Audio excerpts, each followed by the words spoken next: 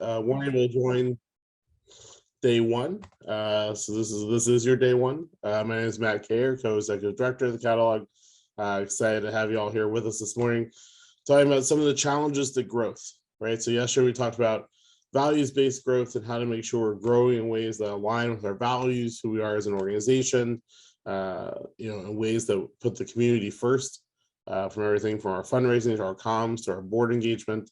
But now today we're going to talk and start off talking a little bit about, even if we do have that values-based approach, what are some struggles we're going to face when we're trying to grow an organization, especially right now, right? So what are some common challenges we're facing as a sector? So I'm going to go ahead and share my screen here. So just give me 1 second.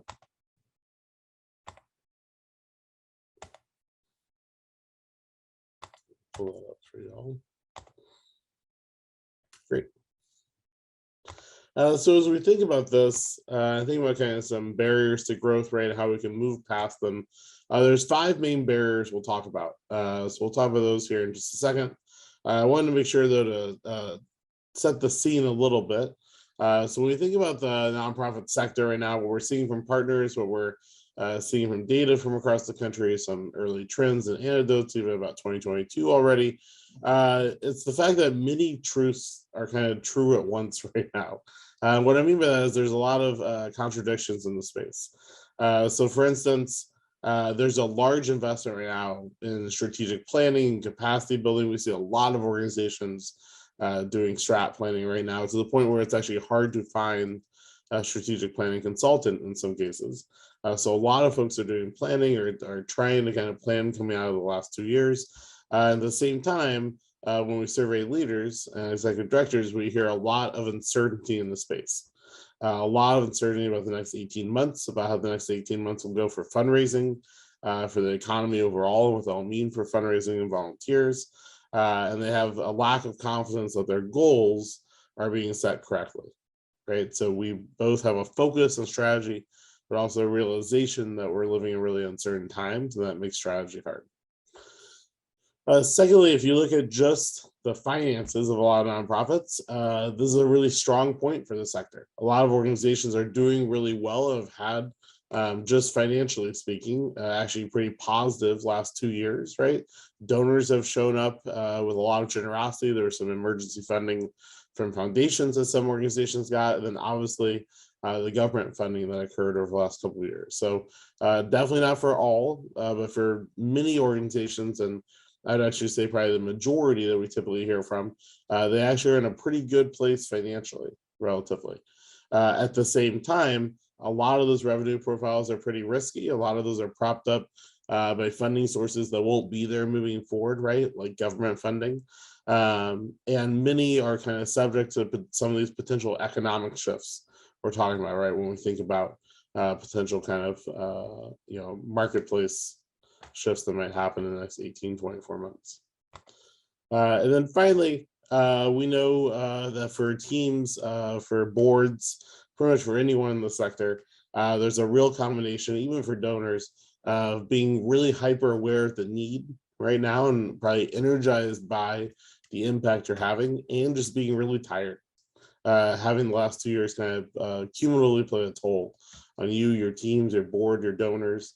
So that kind of combination of the fact that people want to show up more than ever, and folks may not have the kind of emotional, physical, mental capacity to do so.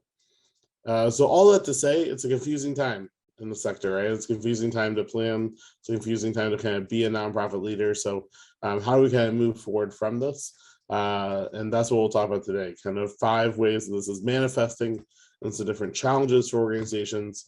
And then we'll have some strategies to get around those challenges.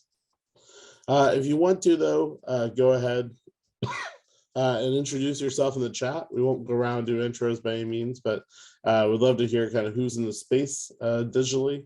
Let each other know kind of who's in the space as well. So you just want to put who you are and what organization you're with in the chat. That'd be great. All right, so getting into some of the barriers.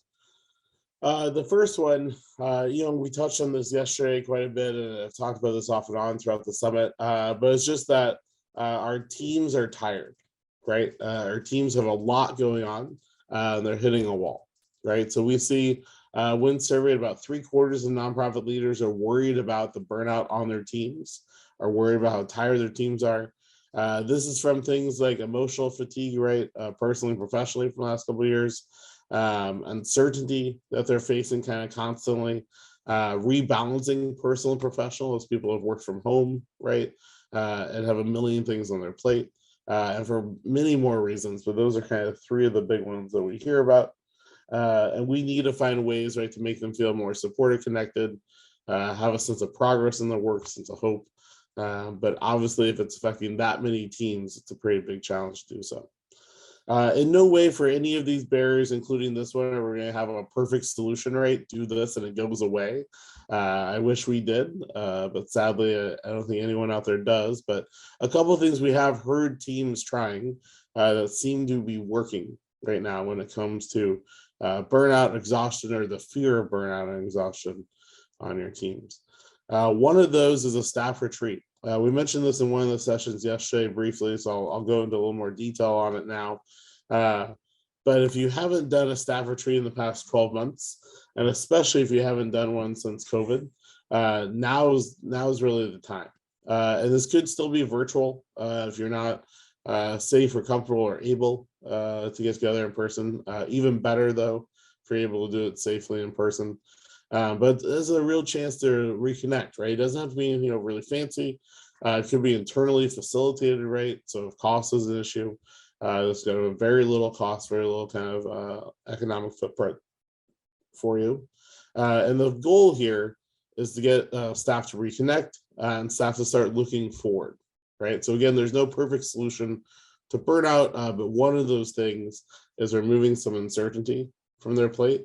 And another thing is to get folks to stop looking down so much at what they have to do right now and start looking forward to what they get to do in the future, right? And both of these solutions kind of tap into that a bit. So for the retreat, often we see folks do here, and the easiest thing to do is kind of plan either a half day or full day.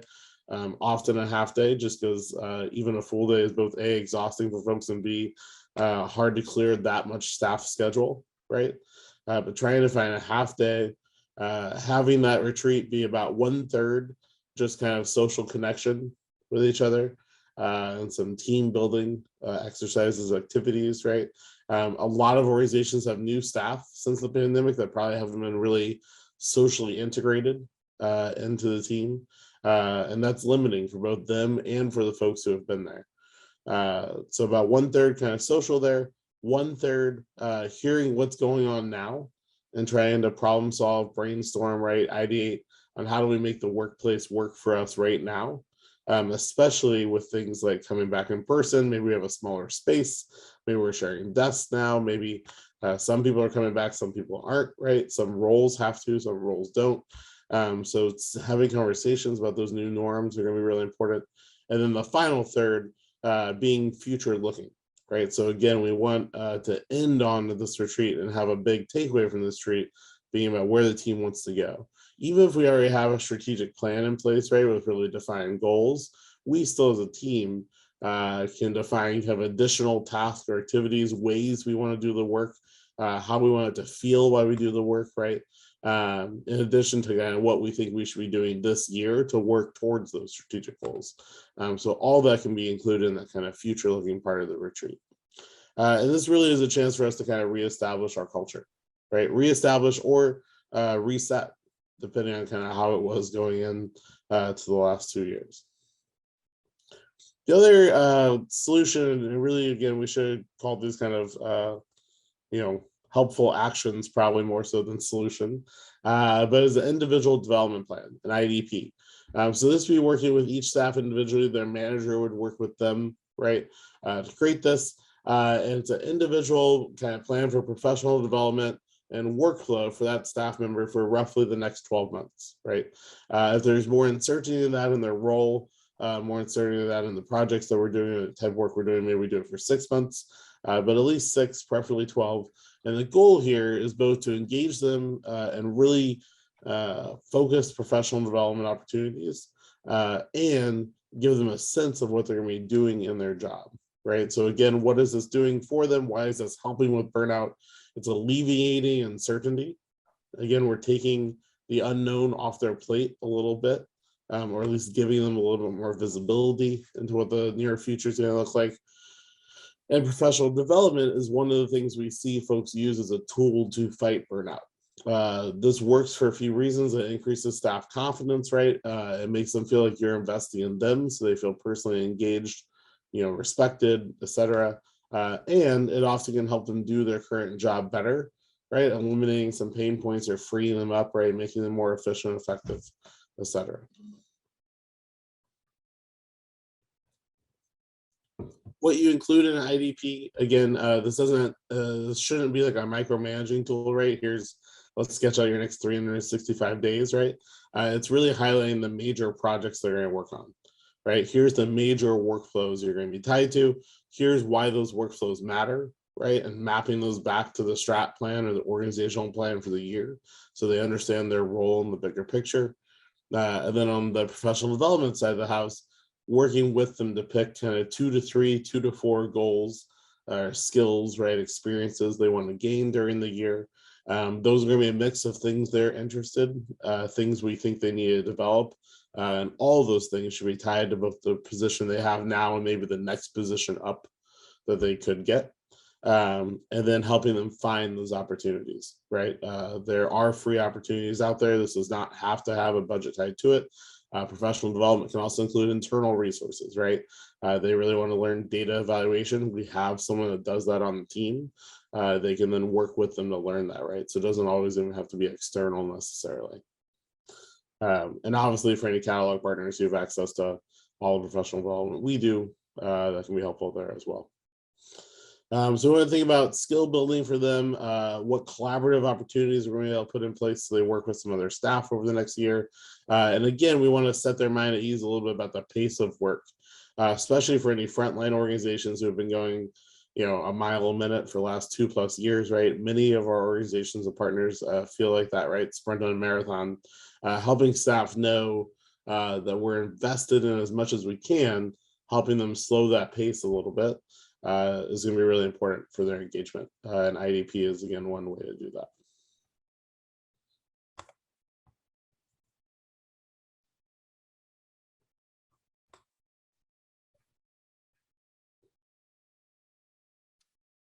Sorry, just making sure that these were intros and no questions in the chat. Looks like we're good. So if you do have a question about something we shared and I might have missed it, whenever I was doing their intros, feel free to just put that back in the chat and we'll answer it as they come up.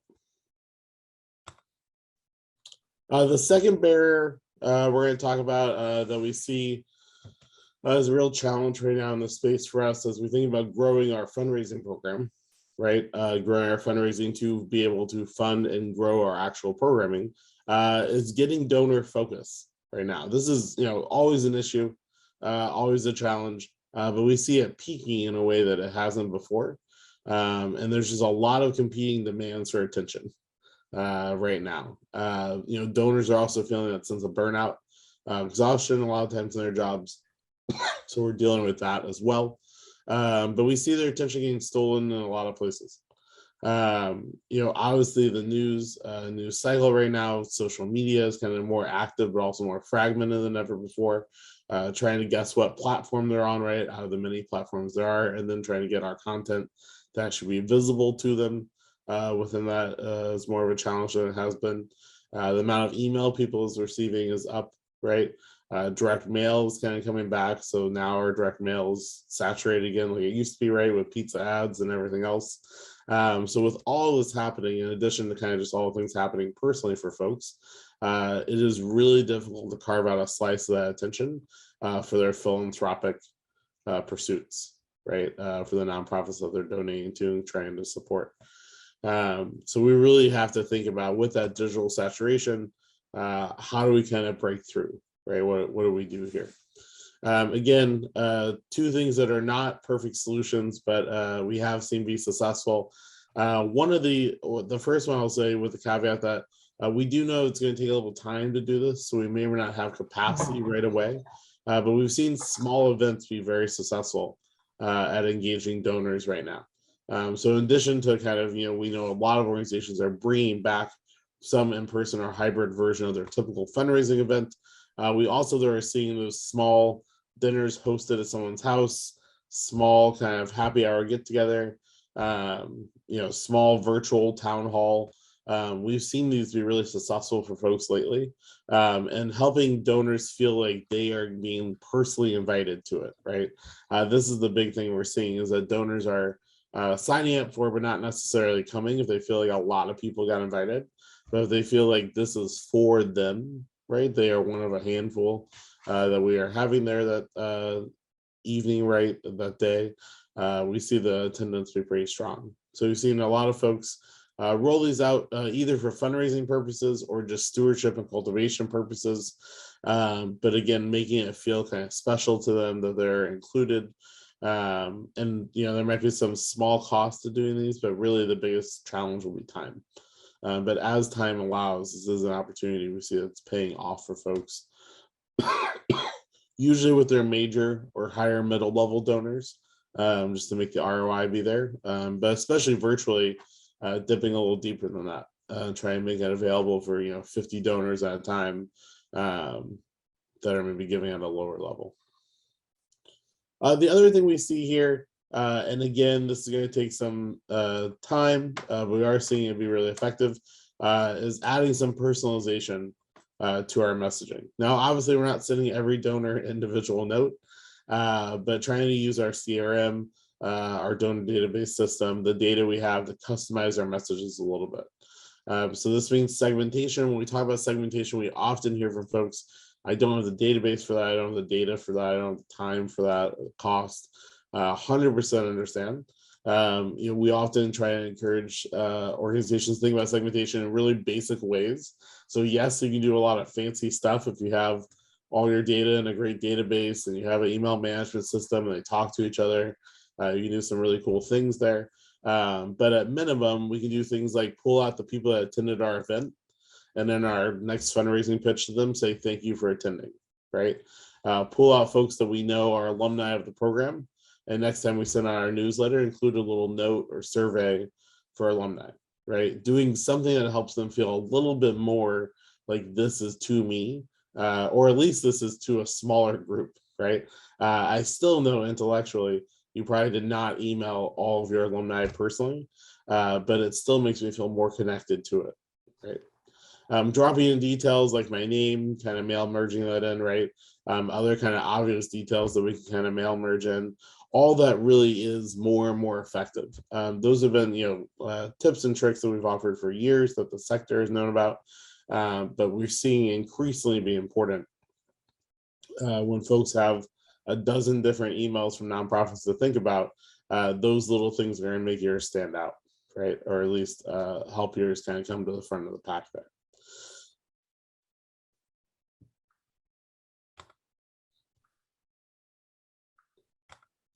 The third barrier we'll talk about is around this idea of economic uncertainty, right? So we see a lot of leaders when we talk to them about financial planning, about fundraising planning, really have a tough time right now, especially those prepping for July, June budgets, right? Maybe really proactively thinking about their October, September fiscal years. Have a lot of questions, right, about where we're headed economically there. So the future, right, we know is a little murky. There's definitely some rumblings in the space about some type of economic downturn in late 22, 23. Obviously, no one knows, no one ever knows, but there's at least something that people are talking about, which means that it's at least something that's on the radar for us, right, as we're financially planning, kind of doing our fundraising planning. At the very least, regardless of kind of broader economic picture, we do expect donor generosity to eventually slow. Again, this could be wrong. Donors could just be more generous post-pandemic, and that's just a new trend in the space, which would be incredible. Sadly, most folks feel like that's probably not the case, that will last forever. So if that is going to drop, we expect it to drop in the next 12 months. So again, either late 22 or kind of first half of 23. Either way, expecting kind of donor gifts to possibly slow, and if not go down, at least not grow much going into kind of late 23. So as we're beginning to plan for that, as that's beginning to come up in our budget cycles, we're feeling some uncertainty in the space as we plan. We also know in general, when a crisis happens, the nonprofit sector feels those economic challenges later, right? So in 2008, with the economic recession, nonprofits didn't really get hit hard until late 2009, early 2010 in a lot of cases. There is some fear that, again, within the sector, that'll happen here as well. And because of things like the government funding, we didn't feel it sooner. But now there's not going to be a PPP program. Now there's not going to be foundation recovery grants out there. There won't necessarily be emergency funding to help us weather the storm. Now, with that said, all this is speculative. None of this is known, right? And also we know about it ahead of time, so we can also plan for it. So definitely no solutions here, but a couple actions to take given this information. One of those is to really think about what type of investments might I need to make over the next 18 months, right, across the rest of this year and next. And can I make those now from a place of financial strength, right? If I'm doing well, if I have healthy reserves, if I feel pretty good about my pipeline for the rest of my fiscal year or the rest of the calendar year this year, should I be making those website upgrades now, or at least putting aside the money for things like that, right? If I'm planning to hire someone in 2023, should I be kind of putting aside some of the salary for that in the following year now? If I'm going to upgrade my donor database, right? Those type of tech investments, capacity investments, staffing investments, thinking about what those are going to look like for the next 18 months and how can I plan for them now from a place of financial certainty so that I'm not trying to get to a place where in 2023, even if things haven't gotten worse, there's a lot of uncertainty there. And I'm trying to decide if I can afford this thing or not. The second thing we see folks doing is, especially on the donor front, is engaging donors kind of early and often. So thinking about how we're communicating with donors maybe a little more than we typically would, right? So we're really encouraging folks to kind of get on that kind of monthly or bi-monthly cadence with the majority of donors. Now, again, there's going to be some donors who really want to hear from us once a year. That's totally fine. But the majority of donors we see want to hear from us more than that, especially these days.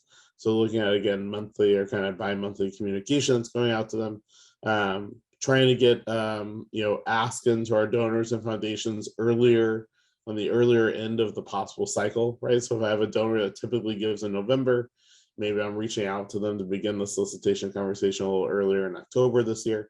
If I have a foundation that typically funds me, somewhere in between March and May of next year, maybe I'm trying to get earlier on that cycle than later, right? So again, just trying to move some of those things up, because the sooner they happen, the more certainty we have about the kind of situation will be occurring within. I saw a question here from the last slide, so I apologize I didn't get it when it first was there. But what do you consider small in kind of the number of guests for those smaller events? Anywhere from kind of, if it's in person, 10 to 25, if it's virtual, 25 to 50.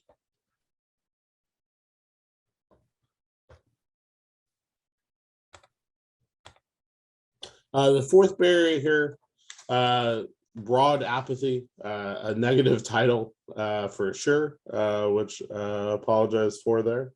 But what we're thinking about here is just the fact that a lot of folks are feeling progress is really difficult right now. So we need to set up some type of effort in our communications, right, to help donors see that progress is possible. So, we know all the reasons. We've already talked about this, right, with emotional fatigue, trauma, eroding public trust, right, a little bit that happens with government, leads into the nonprofit sector. So what we can do here, engage them personally, like we were just talking about with the personalization, wanting to make sure our message is still a tone of hope, even if we're not necessarily feeling it ourselves, and that we're using a lot of stories. Data is going to be important, right, to round out our argument, but we're seeing data less effective when people don't trust things. Stories they believe in. So really making sure we're collecting some of those narrative character-driven stories. And then finally, a little bit like teams, we've talked about this, so we won't spend too long here in this final barrier, but is leader engagement, right? And the worry that a lot of executive directors are burnt out, might be stepping out of their roles. We need to find ways to keep that vital asset in our community, which are our nonprofit leaders, engaged in their roles and still in the sector. A couple things here we've seen organizations do that's helped a little bit. One, trying to find, and I know this sounds impossible to many people probably, but trying to find an opportunity to give their executive directors a real sabbatical, right? So at least 1 month off, which again sounds crazy, I know, to many organizations, but building to that, right? So maybe we need to start with a week, maybe we need to start with a 3-day weekend, right? Whatever it looks like, but building towards giving a solid period of time off to our executive director to reset if needed. This is going to be a benefit for the organization. They're going to have to plan around it, right? Build resiliency and resources for it. But we have to protect that leader, right? And if that means a little slower work for a month, then that's what it's going to have to take. But that's what we've seen some organizations do to great effect. And also prioritizing succession planning. This gives an ED the option to leave, which actually takes some stress off their plate and makes them less likely to leave. But in an eventual event that they do possibly leave the organization, and all of them will at some point, right, leave the organization is protected and ready for that process. So investing early in succession planning. So with that, we're right at time, so I apologize, we won't have time for many questions, but the breakout sessions are just getting ready to start here in a couple minutes. As we just posted in the chat, the Zoom links are in your workbook, so we hope to see you there. Thank you.